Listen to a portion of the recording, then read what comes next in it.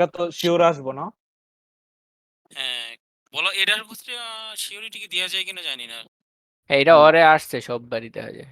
তাহলে আসতে পারে ওরে হয়তো। যাই হোক, তুমি নিয়ে আজ রেকর্ড তো করতেছো না? ঠিক আছে। আর এটা তো নিচের দিকে যাই না, কাহিনী কি বুঝলাম না। লোড হচ্ছে না, রিলোড দিয়ে নাও একবার। এটা কি? আরেকবার ওপেন করো, এটা বাদ দিয়ে আরেকবার ওই ইসে থেকে ওপেন করো। ওপেন উইথ অন্য কিছু মারো, এইচি না মেরে অন্য জায়গায় মারো। অবস্থা দেখো। তাই এই ঠিক ছাড়া তো আছে। লিখতে পারবে না, ক্রোমে তো লিখতে পারবে না। আচ্ছা, আরেকটা কি জানি আছে, ক্রোমেও তো লোড হইতেছে না। পিজিএফ কি জানি না, এটার মধ্যে এডিট করা যায়। এটা কি এই ফাইলেই সমস্যা নাকি? এইটাই, এটা কি দেখো তো, ডিটেইলস দেখো তো এটার কি কত দত্তগুরুর পাঠশালা এমবি 19 কি তো MB আছে। ঠিকই আছে। মাইক্রোসফট এজ অন হয় না কেন শালার। করো। ওকে, সো এটা হইলো আমাদের এই যে এনমস ইনভার্টারের এই যে রাইস ফল বের করতে হয়, যে এটা হইলো question. Determine the rise time and fall time NMOS inverter with depletion type load assume that এগুলো দেওয়া আছে কোশ্চেনে।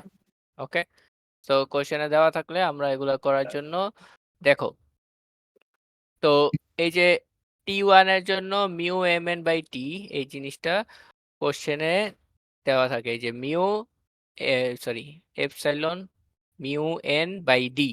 এখন যদি এনমস, আর এখানে তো দুইটা আছে তোমার, একটা হইলো গিয়ে এনমস আর একটা হইলো ডিপ্লেশন লোড। সো এখন এই জায়গাতে যদি দুইবার দেওয়া থাকে, তো দেওয়া থাকলে এনমস এর জন্য একবার দেওয়া থাকবে আর ডিপ্লেশন লোডের জন্য একবার দেওয়া থাকবে। যদি দুইবার দেওয়া থাকে তাহলে তো দুইটা ভ্যালু পাইলা, আর যদি দুইবার না দেওয়া থাকে তাহলে একটা ভ্যালু দিয়েই দুই জায়গায় বসাইতে পারবা। যদি একটা ভ্যালুই দেওয়া থাকে, এই যে মিউ এন বাই ডি, এটা যদি একটা ভ্যালু দেওয়া থাকে তাহলে দুই জায়গায় সেম ভ্যালু বসাই দিবা, কোনো প্যারা নাই। এখন দত্ত যেটা করছে সেটার মধ্যে দুইটা ভ্যালু আছে, এই জন্য সে দুইটা আলাদা আলাদা ভ্যালু লিখছে। ওকে, এখন এই যে VT1 আর VT2 এটাও কোশ্চেনে দেওয়া আছে। সো এই যে এটা হইলো আমার এনমস, এই যে টি এনমস এটা হইলো 1B, আর টি লোড এটা হইলো আমার VT2। ওকে, আবার এরকম ডাব্লিউ বাই এল ও দেওয়া আছে, ডাব্লিউ বাই এল দুইটার জন্যই, এনমস এর জন্য ডিপ্লেশন লোড, ডিপ্লেশন লোডের জন্য দেওয়া আছে। আর কি দেওয়া আছে? সি আউট দেওয়া আছে আর ভিডিএস দেওয়া আছে। এখন এইগুলা দিয়ে আমার ম্যাথটা করতে হবে। সো ম্যাথটা করার আগে আমাদের শুরুতে IDS1 এটা বের করতে হবে। সো IDS1 এর সূত্র হইল গিয়ে mu M N by 2D। So এখানে এইটুকু ভ্যালু আমরা জানি, এই যে এটা, এন্ড এটার সাথে 2 দিয়ে ভাগ দিবা। ওকে, আর W1/L1 যদি কোশ্চেনে দেওয়া থাকে তাহলে ডিরেক্ট বসাই দিবা, যদি না দেওয়া থাকে এটাকে W1/L1 রেখে দিবা। আর এই যে VGS অ্যান্ড VT1 এইটাতে একটু কাহিনী আছে। সো VGS আমার এটা কি করতেছি, এটা কি আমার T1।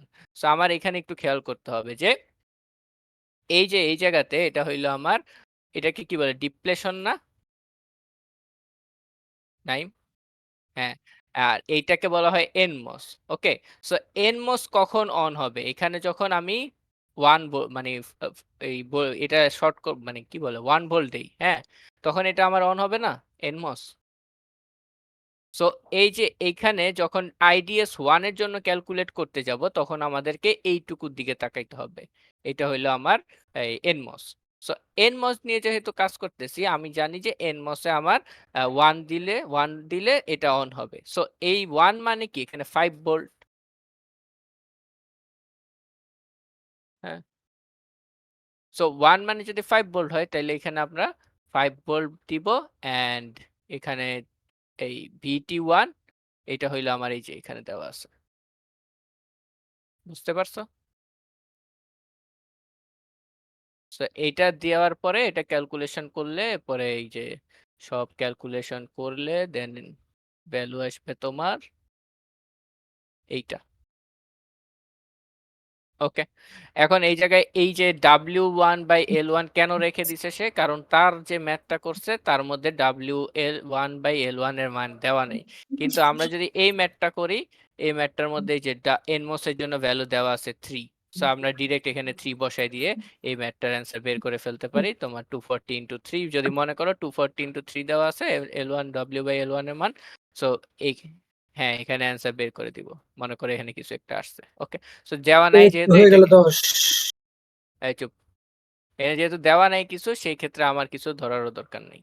ওকে, এখন আইডিএস টু, আইডিএস এর 2 এর জন্য সেম সূত্র, কিন্তু সেম সূত্র কিন্তু হইলেও এখানে ভিজিএস এর ক্ষেত্রে আমার 0 বসাইতে হবে, কারণ এটা তো আমার ডিপ্লেশন টাইপ। সো এখানে আমার 0 হবে। অ্যান্ড ভিটি টু এর ভ্যালু কোশ্চেনে দেওয়া আছে, তো এখানে বসাইলে এটার অ্যান্সারটা বের হবে এত।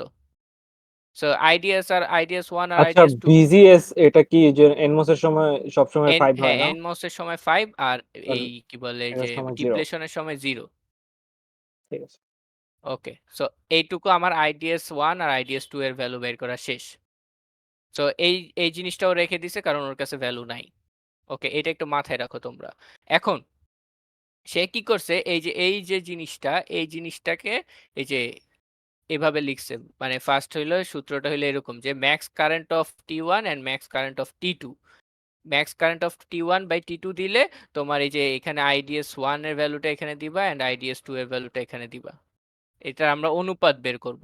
সো এখন অনুপাত বের করতে হলে যে ভাগ দিতে হবে অবশ্যই। এখন দেখো এই জায়গাতে W1 বাই L1 আর WL by WL W2 by L2, এই দুইটাকে আমরা এই যে ও কি করছে এখানে কে ধরে নিছে যে এই দুইটা ইকুয়াল টু একটা ধ্রুবক কে, কিন্তু আমাদের যদি মান দেওয়া থাকে আমরা ডিরেক্ট মান বসায় করব, ওর যেহেতু মান দেওয়া নাই এর জন্য ও কে ধরে নিছে। বুঝতে পারছো এখানে কে কেন আসছে? হ্যাঁ, হ্যাঁ। মানে আমাকে যদি মান দেওয়া থাকে তাহলে তো আর কে হবে না, তাই তো? হ্যাঁ কে হবে না, তখন আমার তো ডিরেক্ট মানই আসবে, ভ্যালু আসবে। সো এখন এই জিনিসটা কেমনে করে, তো এখন এই জায়গায় আসার পরে এই যে এটা কাটাকাটি করলো 6/5 কে পাইলো এন্ড আইডিএস এর, এটা তো আইডিএস এর মান, এর জন্য এখানে জাস্ট এটা লিখছে আইডিএস 1 বাই আইডিএস 2। তারপরে এখন একটা সূত্র আছে যে আই এর সূত্র, আই এর সূত্র কি, আই এর সূত্র হইলো কিউ বাই টি। সো এখানে কিউ বাই টি এটা মাথায় রাখবা, কিউ এর কোনো কাম নাই, কিউ কখনো কামে দিবে না, কিন্তু টি এই জিনিসটা একটু বুঝার আছে। সো টি কখন ফল অ্যান্ড কখন রাইজ হচ্ছে এটা একটু খেয়াল করো এখানে। সো আমার T2 যখন চিন্তা করি, T2 এর ক্ষেত্রে এটা রাইজ, কিন্তু T1 এর ক্ষেত্রে এটা কিন্তু ফল টাইম। এই যে ফল হচ্ছে T2 এর ক্ষেত্রে, সরি T1 এর ক্ষেত্রে, কিন্তু T2 এর ক্ষেত্রে এটা রাইজ টাইম। ওকে, এটা একটু চিন্তা করে মাথায় রাখবা যে যখন আমি T2 এরটা হিসাব করব তখন আমার বসবে TR, যখন আমি T1 এরটা ক্যালকুলেট করব আর কি তখন আমি নিচেরটা বসবে সবসময় TF। ফল হবে, তাই তো? হ্যাঁ নিচেরটা ফল, এনমস এরটা। ঠিক আছে। এখন এই জায়গায় হইলো গিয়ে আমার সূত্র হইলো গিয়ে I equal to Q by T. এখন আমি যদি উপরেরটার জন্য চিন্তা করি বা T2 এর জন্য চিন্তা করি তাহলে এখানে কি বসবে TR। TR আর যদি আমি নিচেরটা বা এই T1 এর জন্য চিন্তা করি তাহলে এখানে বসবে TF। তাইলে এই যে দেখো আমার S1 আইডিএস 1 কি T1 এর ভ্যালু, আর আইডিএস 2 কি T2 এর ভ্যালু। সো এখানে ওই কিউ বাই টিএফ আর কিউ বাই টি আর বসছে। ক্লিয়ার একটু? ঠিক আছে। আর কি আমরা হ্যাঁ ওটা বসাইলাম আর কি। হ্যাঁ, বসানোর পরে এখানে ধরো উল্টায় দাও, TF into TR by Q. তাইলে এই যে কিউ কিউ কাটা চলে যায়, তাহলে থাকে কি টিআর বাই টিএফ সমান 6/5 কে, এটা থাকে না? হুম, এখন এখান থেকে আমরা একটা ইকুয়েশন বের হবে যে TR equals to 6/5 K into TF, এটাকে আমরা ইকুয়েশন 1 ধরে নিব। ওকে, সো এখান থেকে সব সময় আচ্ছা, আমাদের এই খালি যে TF টা ওই পাশে এনে হ্যাঁ দিছি, ওই তাই পাশে তো? পাঠিয়ে দিচ্ছি, এখান থেকে সব সময় TR এর একটা ইকুয়েশন বের হবে। ঠিক আছে। এখন এখন আরেকটা কাজ হলো এই চিত্রটা আমাদের দরকার, এই চিত্রটা কোশ্চেনে মানে অ্যান্সারের সময় লিখতে হবে। এন্ড এটা হুবহু মুখস্থ, এখানে কিছু করার নেই, এটা দত্তক হয়েছে মুখস্থ। এখান থেকে এইটুক পর্যন্ত পুরোটা দিতে হবে। ঠিক আছে। ওকে, এখন হলো আর বের করা, আর বের করার সূত্র হলো pinch off voltage by pinch off current. এখন পিঞ্চ অফ ভোল্টেজ কেমনে বের করে, পিঞ্চ অফ ভোল্টেজ আর পিঞ্চ অফ কারেন্ট দুইটাই আমরা বের করব। দেখো পিঞ্চ অফ ভোল্টেজের সূত্র হইলো ভিজিএস বাই মাইনাস ভিটি, আর পিঞ্চ অফ কারেন্টের সূত্র হইলো গিয়ে আমরা যে আইডিএস 2 এর যে সূত্রটা আছে না, সেম ওইটাই। সূত্রটা ওখানে 2 না 1? আইডিএস 2। ও হ্যাঁ, আচ্ছা। এখন এটা লিখলাম। এখন দেখো এই জায়গাতে এই যে ভিজিএস মাইনাস ভিটি স্কোয়ার আছে আবার ভিজিএস মাইনাস ভিটি। সো হুম, যেহেতু এখানে একটা দুইটা আছে, কাটা। এখানে একটা আছে, একটা কাইটা দিই, তাহলে থাকে কি নিচে একটা থাকে না? হুম, সো নিচে থাকে কি BGS minus D। VGS minus VT, আর স্কোয়ার তো নাই, আর বাকিগুলোর আমরা মান বসাবো। সো আমরা যেহেতু ভি এখানে কি আইডিএস টু এর মানগুলো বসাচ্ছি, সো আইডিএস টু হুম, এর এই যে মিউ এম বাই ডি, এটার ভ্যালু কত ছিল 25। এরপরে টি টু এর ভ্যালু ছিল -4r। সো এই যে দেখো 25/2, আর ডাব্লিউএল এ এটা তো মান দেওয়া নাই ওর ক্ষেত্রে। আর এখানে দেখো, এখানে আমরা যে ক্যালকুলেশন করছিলাম 0 + 4, যেহেতু আমরা ভিটি টু ক্যালকুলেট করতেছি, এর জন্য এখানে এই যে ভিজিএস এর মান হইলো 0। বোঝা হুম, গেছে? হুম। সো এটা ক্যালকুলেশন করলে ওর ভ্যালু আসছে এত। আচ্ছা মাইনাস আর কই বসাইলাম? 4 মাইনাস -4 আর -4, এই যে -4r এটা। হুম, সো হুম, এখানে দেখো এটা সূত্র কি হয়, ভিজিএস মাইনাস ভিটি, তাই হুম। না? তো ভিটি এর মান কত? ও আচ্ছা, আচ্ছা -4। প্লাস সো হয়ে গেছে। মাইনাসে মাইনাসে প্লাস হয়ে যায়, আর এটা 0, সো এটা হয়ে গেছে +4। হুম, সো এখানে এটা ক্যালকুলেট করলে এই ভ্যালুটা আসে। তারপরে এই ভ্যালুটা আসার পরে এখানে এত কিছু দরকার নাই, এটা বাদ দাও। এখন ডিরেক্ট এই সূত্রটা বসাবা। সো এই সূত্রটার মধ্যে খেয়াল রাখবা যে আমার ভি আউট সব সময় ম্যাক্স হইতে পারে 4.5, এই যে এখানে 4.5। ঠিক আর আছে। ভিডিডি এটা আমার প্রশ্নের মধ্যে দেওয়া থাকে, এই যে প্রশ্নের মধ্যে এই যে এখানে, এই যে এখানে 5 ভোল্ট দেওয়া আছে, কই জানি। আচ্ছা এখানে এই যে 5 ভোল্ট ভিডিএস, এটা প্রশ্ন দেওয়া আছে। ঠিক তো আছে। সবগুলা প্রশ্নের মধ্যে দেখবা এই যে ভিডিএস এর ভ্যালু দেওয়া থাকে। ওই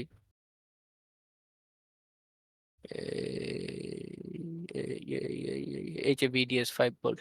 সো এখানে যেহেতু ভিডিডির ভ্যালু দেওয়া আছে, এই যে আমরা 5 বসাবো এখানে, এখানেও 5 বসাবো। আর আমরা ইনিশিয়ালাইজ করছি, ফার্স্ট ইনিশিয়ালাইজ করছি এই যে 1 দিয়ে।